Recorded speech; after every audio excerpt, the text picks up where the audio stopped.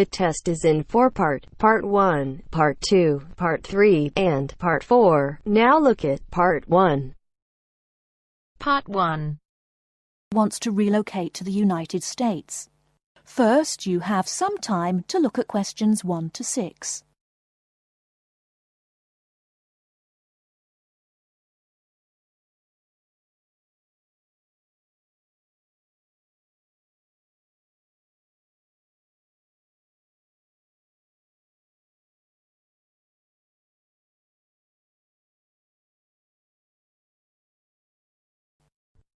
Listen carefully and answer questions 1 to 6.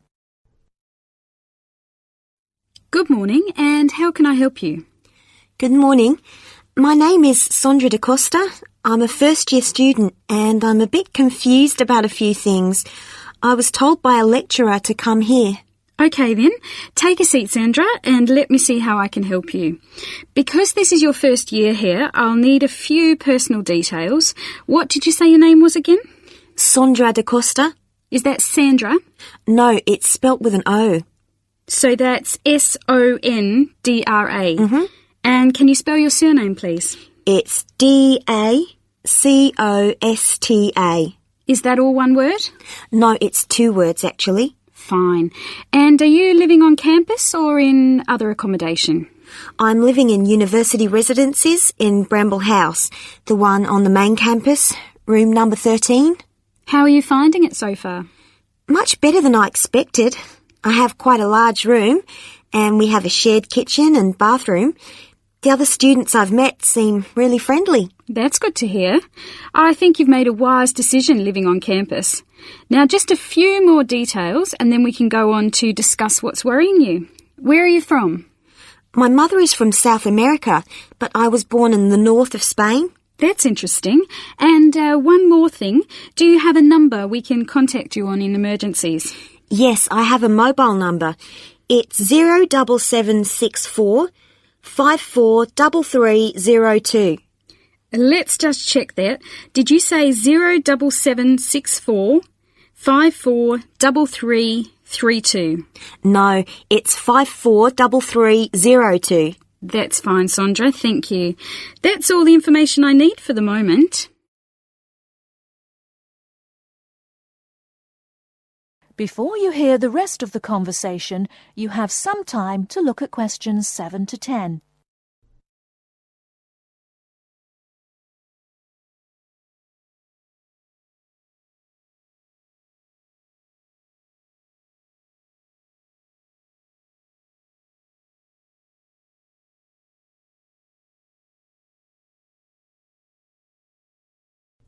Now listen and answer questions 7 to 10. So, how can I help you? Well, I'm really worried about how I'm going to cope with university life. I mean, I feel like I don't know what's going on. Don't worry, Sandra. Most undergraduates feel like this in their first week. Well, maybe if I knew the campus a bit better, that might help. Do you have a map of the campus? Yes, I was given one during orientation week, but to be honest, I don't really understand it. Well, let's look at it together. Okay, we are here now in Dalton House. Opposite this building is the arts block, where you'll find the computers. The computer rooms are open from 9 a.m. till 10:30 p.m. weekdays, but closed on the weekends. Are there no other computers on campus? There are a few in the library that are available throughout the year, except Sundays. To get to the library, you keep going down University Lane, past the science block on your left. Opposite the science block are the chemistry labs, and the library is just on the right, next to Lab B. Fine. Another important building is the Students' Union. Turn left into Newton Drive. There are some trees and a little outside cafeteria. The Students' Union is just behind this. One thing I must check, have you sorted out your fees yet? Well, I filled in a direct debit form, so I suppose that means everything is fine. Probably, but you should go to the finance office just to make sure. It's at the end of Newton Drive. You'll need some identification, your passport or student ID. And is there a bank on campus? Yes, it's open normal banking hours and there is a 24-hour cash machine. The bank's in Isaac Street, which runs parallel to University Lane, where we are now. Go past Lecture Hall B and the bank is opposite, just before you get to Lecture Hall A. Great. Probably the best thing to do is to walk around and familiarise yourself with everything. Don't worry, it won't take you long to settle in. I'm sure you're right. I feel a lot better. I also need you to fill in this form for the tutorial file. Take it away with you and then make an appointment to see me again and we'll go over it. My telephone number is on the form here at the bottom of the page. You can ring me anytime between 9 a.m. and 3:30 p.m. from Monday to Friday, except on a Thursday when I'm only available in the morning.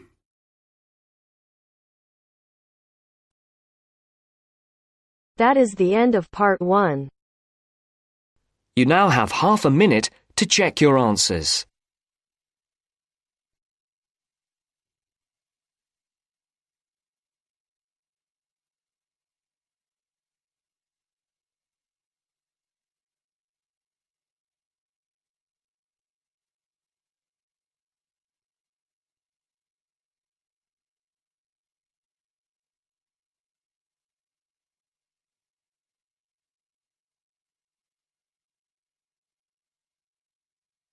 Now turns to part 2.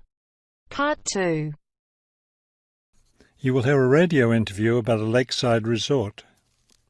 First, you have some time to look at questions 11 to 15.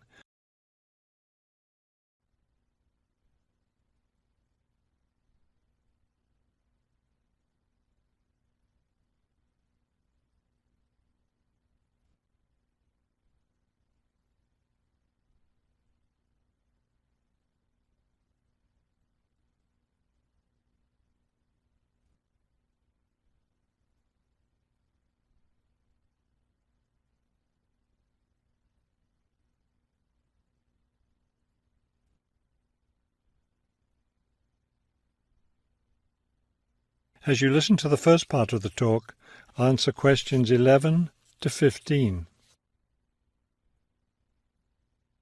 Good afternoon, and welcome to today's show. The warm months are with us, and many of you are getting ready to plan vacation trips.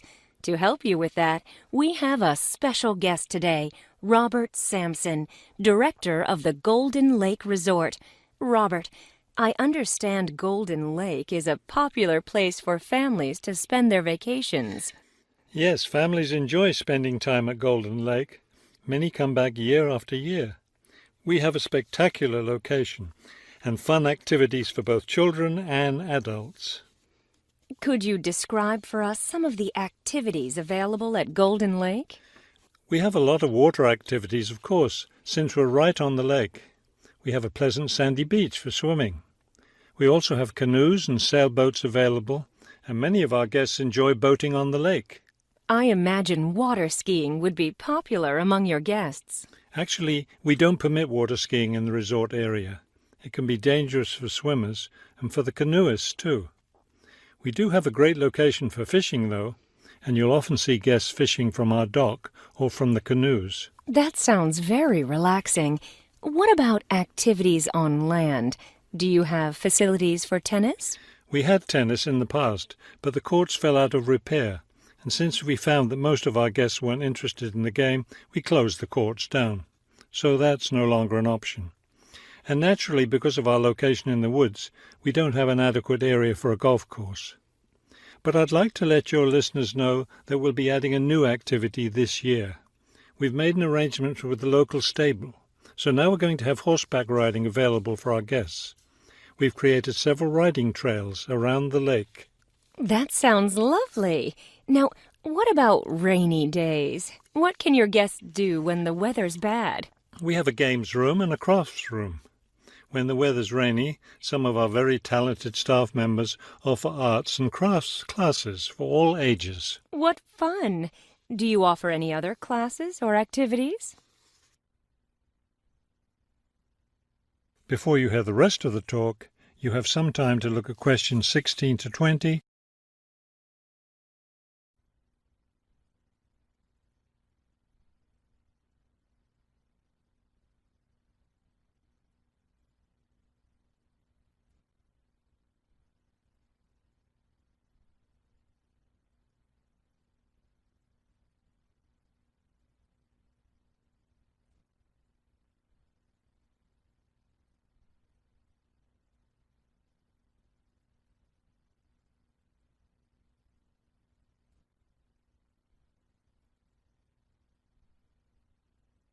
Now listen and answer questions 16 to 20. We have a weekly schedule of evening activities which anyone can attend if they choose. Every Sunday we show a film, always something that's suitable for the whole family. Monday's my favourite night because that's dessert night. Our cook prepares a variety of desserts and we get to taste them all. I'd like to be there for that. Yes, it's great. We get more serious toward the middle of the week. Our discussion night is on Tuesday. Discussion night? Yes, we discuss different current events depending on what's happening that week in the news. Then on Wednesdays we have lectures. We invite different experts to talk about local history or nature topics. This is actually one of our most popular evening activities. We found that our guests are really interested in learning about the local area. It sounds quite interesting. Yes, we've had some excellent speakers. Thursday nights are totally different because that's when we play games. That's especially fun for the children. The children love Fridays too, because that's talent show night. Everyone gets in on that. Staff, guests, everyone. It looks like you have a lot of fun at Golden Lake Resort. We do. And we end every week with big fun, with a dance on Saturday night. Now I understand a little more why Golden Lake is such a popular place for family vacations. With such a variety of activities, there's something for every member of the family there. There is, and I hope your listeners will consider spending their next vacation with us. That is the end of part 2. You now have half a minute to check your answers.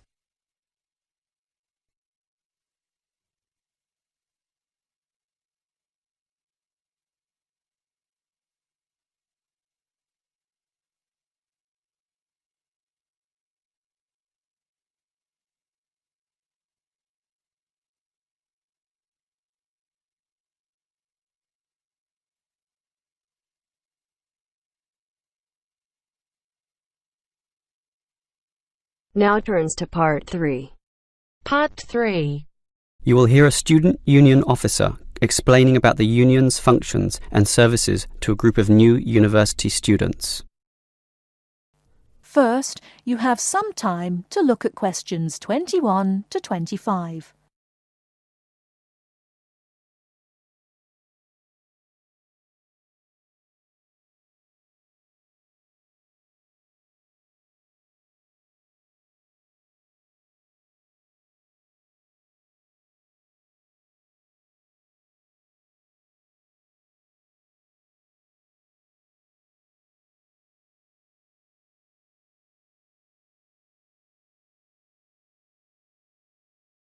Now listen carefully and answer questions 21 to 25. Hello everyone. Now here you all are, new university students. And the first question you probably have is, what is a student union? Another question is, do I have to join? Well, regarding this second question, let me say that membership used to be compulsory in the past, but that did cause some controversy, particularly from students who wanted to remain free and unaffiliated, and this university responded. So, joining up is no longer compulsory. It's totally up to you, although I'll admit there is a fairly strong obligation to join, since all students benefit from the large variety of services that we offer.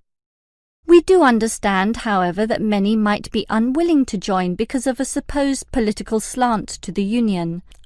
Traditionally, student unions have been seen as being dominated by the left, and I suppose that's still true to a large extent. Here, however, at this university, our union discourages such one-sided viewpoints, and students across the whole political spectrum are welcome. Thus, if you feel that you are a conservative type, in other words, leaning to the right, you are particularly urged to join, to provide a more balanced representation. Now, let me move back to the first question. What are we? We are a formal organisation, but totally independent of the educational body. We make our own rules, rent our own premises, and organise ourselves as we wish, and our mission is basically to help you. For example, do you remember how you all arrived in late February to have an orientation week? That gave you an invaluable induction into life here, right? Well, the Student Union organised all the festivities at the end of that. The barbecues, partying and drinking, and even the musical entertainment as well. We'll do that again on occasions, and as always, those events take place on the football ground. Now, do you have any questions before I move on?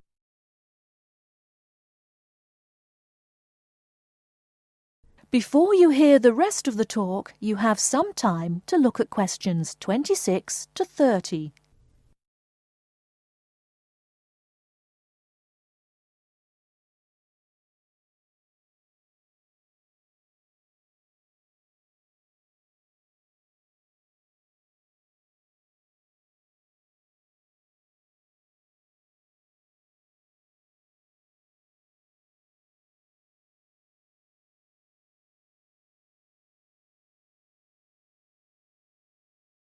Now listen and answer questions 26 to 30. Now, let me tell you more about the Student Union and its basic functions. In general, there are three: social, organisational and representational. Let's look at the first one. Basically, the union provides many social outlets for you to relax and have a better life at university. If you go to our union office, you'll find a list of the many clubs and societies we have, where you can make many friends with people who share a common interest. So, after class, sit with them in the cafeteria and discuss whatever takes your fancy. We also maintain sporting facilities and even our own gym, allowing you to relieve some of that pressure and worry after a particularly hard session in the classroom. And we have some small shops and other places where you can buy clothes and sporting gear, in other words, some retail outlets. And if you flash your Student Union card, you'll get up to 20% discount at the bookshop. But unfortunately, there are no discounts at the union cafeteria. Sorry, no cheap cappuccinos. Finally, there's a Student Union newspaper, and you're welcome to contribute or put in advertisements if you're buying and selling goods or textbooks. You can also place notices of a more personal nature on the notice board of the union office itself. All right, let's move on to our more serious functions, which are helping you get through life here, as well as representing you in times of trouble. Regarding the second issue, if you have a problem or a grievance, or if you feel under pressure or depressed for reasons both inside and outside the university, for example, perhaps a dispute with your landlord or the people in your local gym, then come to us. We have a range of counsellors and helpers, and even some lawyers, who you can meet in the conference room. So just sip a cup of tea or coffee with them and tell them your troubles, and they'll be all ears. Basically, there's every reason to join the Student Union, since whatever you need, whether it be social or representational, we will help you. That is the end of part 3. You now have half a minute to check your answers.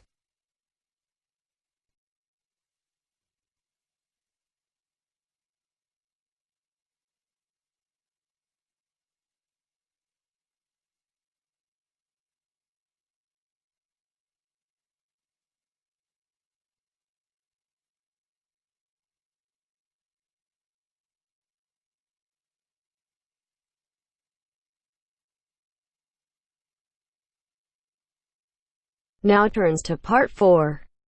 Part 4. You will hear a lecture giving advice on how to present a seminar paper. First read questions 31 to 40. Complete the notes of the outline. Write no more than 3 words in each answer.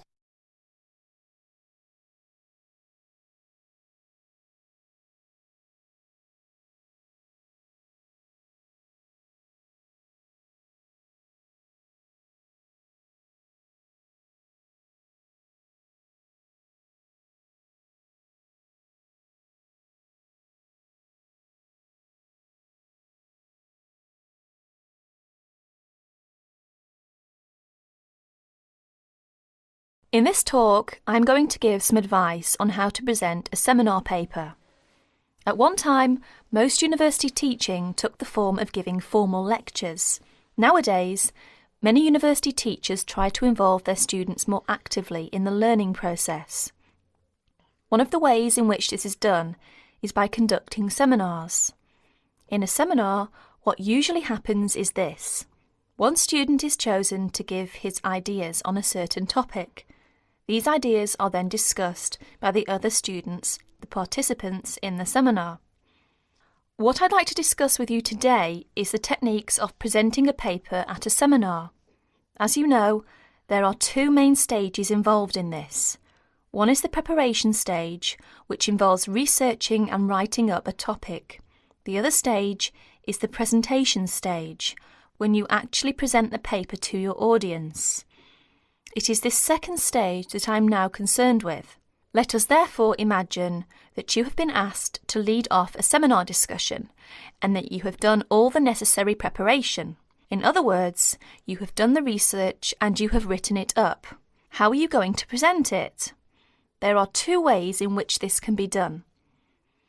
The first method is to circulate copies of the paper in advance to all the participants. This gives them time to read it before the seminar, so that they can come already prepared with their own ideas about what you have written. The second method is where there is no time for previous circulation, or there is some other reason why the paper cannot be circulated. In that case, of course, the paper will have to be read aloud to the group, who will probably make their own notes on it while they are listening. In this talk, I am going to concentrate on the first method, where the paper is circulated in advance, as this is a most efficient way of conducting a seminar. But most of what I am going to say also applies to the second method, and indeed may be useful to remember any time you have to speak in public.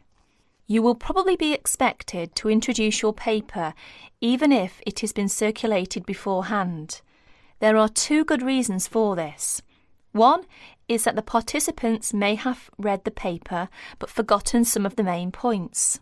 The second reason is that some of the participants may not in fact have had time to read your paper, although they may have glanced through it quickly. They will therefore not be in a position to comment on it unless they get some idea of what it is all about. When you are introducing your paper, what you must not do is simply read the whole paper aloud. This is because, firstly, if the paper is a fairly long one, there may not be enough time for discussion. From your point of view, the discussion is the most important thing. It is very helpful for you if other people criticise your work. In that way, you can improve it. Secondly, a lot of information can be understood when one is reading. It is not so easy to pick up detailed information when one is listening. In other words, there may be a lack of comprehension or understanding. Thirdly, it can be very boring listening to something being read aloud. Anyway, some of your audience may have read your paper carefully and will not thank you for having to go through all of it again. Therefore, what you must do is follow the following 9 points. 1. Decide on a time limit for your talk. Tell the audience what it is. Stick to your time limit. This is very important. 2. Write out your spoken presentation in the way that you intend to say it. This means that you must do some of the work of writing the paper again, in a sense. You may think that this is a waste of time, but it isn't. If a speaker tries to make a summary of his paper while he is standing in front of his audience, the results are usually disastrous. 3. Concentrate only on the main points. Ignore details. Hammer home the essence of your argument. If necessary, find ways of making your basic points so that your audience will be clear about what they are. 4. Try to make your spoken presentation lively and interesting. This doesn't necessarily mean telling jokes and anecdotes, but if you can, think of interesting or amusing examples to illustrate your argument. Use them. 5. If you are not used to speaking in public, write out everything you have to say, including example, etc. Rehearse what you are going to say until you are word perfect. 6. When you know exactly what you are going to say, reduce it to outline notes. Rehearse your talk again, this time from the outline notes. Make sure you can find your way easily from the outline notes to the full notes, in case you forget something. 7. At the seminar, speak from the outline notes, but bring both sets of notes and your original paper to the meeting. Knowing that you have a full set of notes available will be good for your self-confidence. 8. Look at your audience while you are speaking. The technique to use is this. First, read the appropriate parts of your notes silently. If you are using outline notes, this won't take long. Then, look up at your audience and say what you have to say. Never speak while you are still reading. While you are looking at your audience, try to judge what they are thinking. Are they following you? You will never make contact with your audience if your eyes are fixed on the paper in front of you. 9. Make a strong ending. One good way of doing this is to repeat your main points briefly and invite questions or comments. Perhaps I can sum up by saying this. Remember that listening is very different from reading. Something that is going to be listened to has therefore got to be prepared in a different way from something that is intended to be read. That is the end of part 4. You now have half a minute to check your answers.